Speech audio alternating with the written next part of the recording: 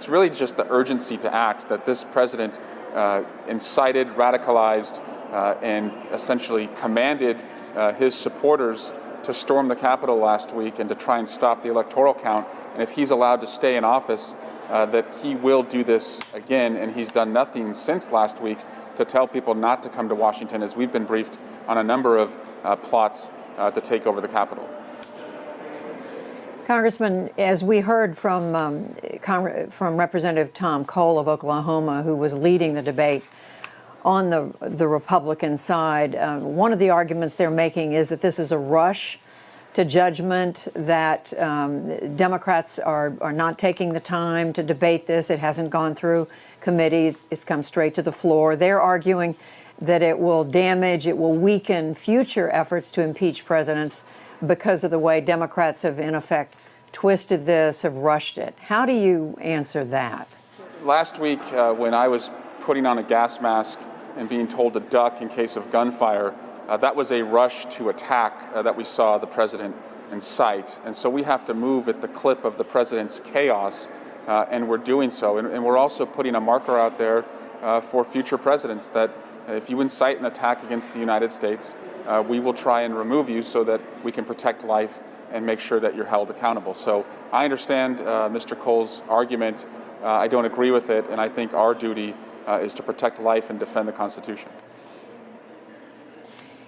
And Congressman Swalwell, another argument the Republicans are making is that, yes, the people who stormed the Capitol, they should be held accountable, but President Trump himself wasn't part of the mob. They keep citing the word one of the words he used in his speech to the crowd last Wednesday. They said he used the word peaceful. He wanted them to be peaceful, among many other words he spoke. But they're saying holding him accountable is different from the people who directly were involved in tearing down the doors and rampaging the Capitol building.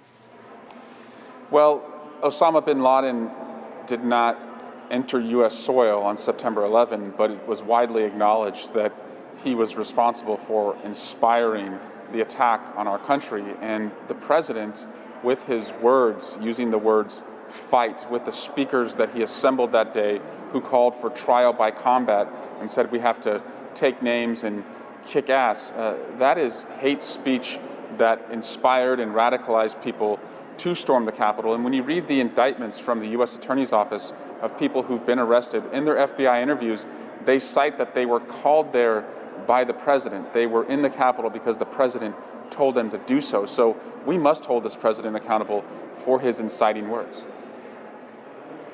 Are you comparing President Trump to Osama bin Laden? I'm comparing the words of an individual who would incite and radicalize somebody as Osama bin Laden did to what President Trump did. You don't actually have to commit the violence yourself, but if you call others to violence, that itself is a crime. And what do you think should happen to this president? I mean, you're saying removed from office. Do you think he should be prosecuted beyond once? No, go ahead, Judy. No, I was just going to say, after he leaves office, should he be prosecuted?